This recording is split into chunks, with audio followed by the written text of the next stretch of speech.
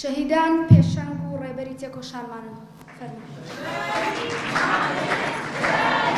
نامێرن سەمبەر ژنێکی کۆمەنیستی شۆڕژگێری ئەڵمانی بوو، یەکێک بوو لەو کەسانەی کە بە هەموو شێوەیەک ژن، ژیان، ئازادی، تەبیری دژی دایکەکانی کوچەکەستن یەکێکی وزارەکانی گەرچی ئەحلام مەنسوور بە دەستی دوژمن ڕاستەوخۆ شەهید نەکراوە، بەڵام ئەویش ئێوە ڕاستەو ساڵیادی ئەم کردەوەیشنا بە ناحەقەوە خستنە ڕووی تێکۆشانی ئافرەتانە جگەلەوەی وەفایە بۆ ئەو ئافرەتانەی الاستحلال لا يرسي محمد مسؤول عن من القواطع او الحاكم احلام خاويه خوش وشوات نصابي نظر من صوت تجاشش احلام للزكاه محصوله في سنتين غير متحدده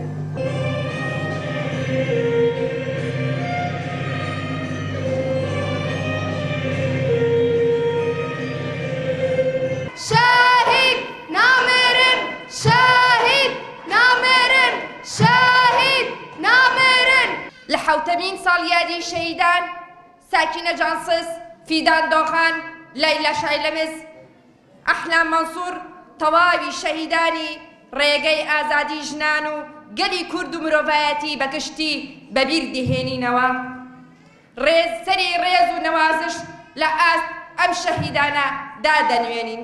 ساکینە جانسس یەکێکە لەو ژنە شۆڕژگەی ڕووبیۆرانەی کە لەسەر ئاستی ڕۆژهەڵاتی ناوەڕاست و کوردستاندا یەکەم ژنە کە لە یەکەمین هەنگاوە سەختەکانی شۆڕش و تێکۆشاندا وەک پێشەنگ ڕۆڵ دەگێڕێت. لە سەرەتای ساڵی هەفتاکانەوە دەست بەکار و خەبات و تێکۆشان دەکات. یەکەم ژنە کە لە دامەزراندنی پارتیەکی سیاسیدا جێگەی گرتووە.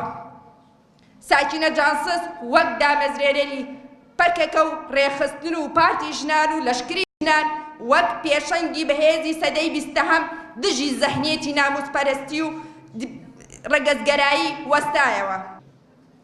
ناتوانین بیر لەوە نەکەینەوە نەڵێن ئەمە بە هەڵکەوت نییە.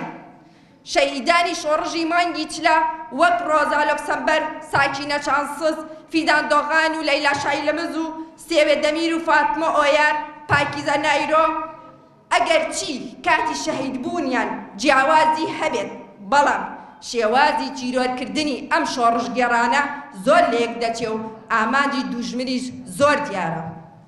کەسایەتی دووسەر و ڕۆژنامەنووس ئەحلام مەنسوور کۆچکردنەکەی کەوتە هەمان مانگی چلا.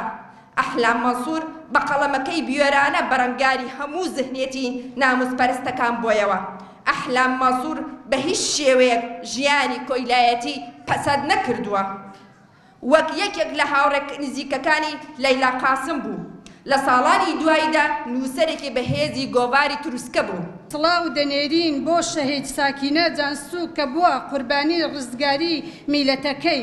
ئەحلام مەنسوور ڕەمزی گەورەی ژنی بوێر و یەکسانی خواز بوو لە عێراق و کوردستان بە دەستێکی خەباتی نیشتیمانی و چینایەتی کرد لە ڕیزەکانی حیزبی شوعیدا و بە دەستێکی تریش ئاڵا هەڵگری یەکسانی خوازی بوو. خەڵاتەکە پێشکەشی دکتۆرە وەهبیە شەوکەتەکە.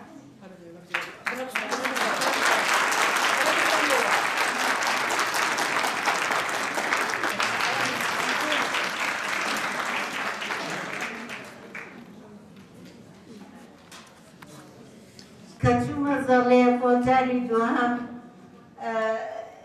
لەوێ دیسان هەڤاڵ ساکینە جانسسی لێبوو لەگەڵ هەواڵێکی تر کە ناوی عەزیمە بوو، بەرپرسیاری ئافرەتانی پەکەکە بوو لەوێ ئەوانەی چەکیان هەڵەگرت.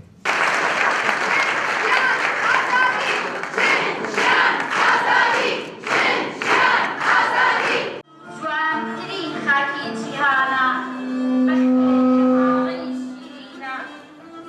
جوانترین خاکی جیهانە